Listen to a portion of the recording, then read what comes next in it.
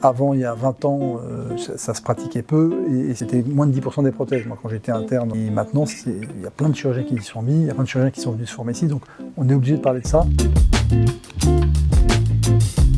Thierry Siguier, chirurgien orthopédiste. L'arthrose de hanche ou coxarthrose est la cause la plus fréquente de mise en place d'une prothèse totale de hanche. C'est une atteinte dégénérative avec usure et disparition du cartilage qui est à l'origine des douleurs. Vous voyez sur cette radiographie, à gauche un cartilage articulaire de hauteur normale, et à droite une coxarthrose évoluée avec une disparition complète du cartilage. Une prothèse totale de hanche remplace les deux versants articulaires et permet de retrouver une articulation indolore.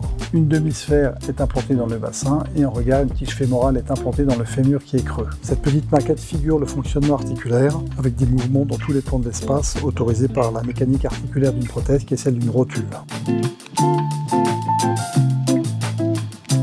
Les frères Judet ont implanté les premières prothèses en 1946. Vous voyez ici le premier modèle de cette prothèse acrylique. Les frères Judet ont été des pionniers de la chirurgie prothétique. Ils ont inventé de nombreuses techniques et procédés, dont la fixation sans ciment des prothèses. Vous voyez ici un modèle de la première prothèse sans ciment implantée en 1971. Une prothèse totale de hanche peut être implantée par différentes voies d'abord. Les frères Judet utilisaient une voie d'abord antérieure, dont Thierry, le fils de Robert, a poursuivi l'enseignement hospitalier.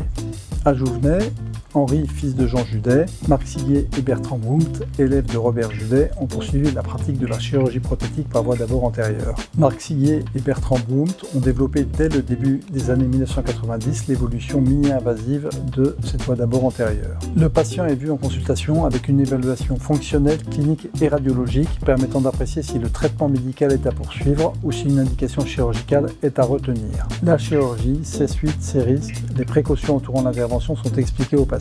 Après avoir pris sa décision opératoire, le patient est vu en consultation d'anesthésie. L'intervention peut être réalisée sous rachianesthésie qui endort uniquement les membres inférieurs ou sous anesthésie générale. Le patient est revu lors de son admission en hospitalisation par son chirurgien et son anesthésiste. Le malade est pris en charge par l'équipe du bloc opératoire et opéré sur table orthopédique de Judet. La durée de l'intervention est d'environ 1 heure. Une chirurgie ambulatoire est possible, mais une hospitalisation brève de 1 à 3 jours permet de vérifier la simplicité des suites et le retour au domicile d'un patient rassuré et autonome. La marche en appui complet est reprise le jour de l'intervention, initialement sous couvert de 2 cannes anglaises. De simples mouvements d'auto-rééducation sont expliqués et réalisés au domicile. Le suivi post-opératoire est organisé par le chirurgien à la sortie du patient.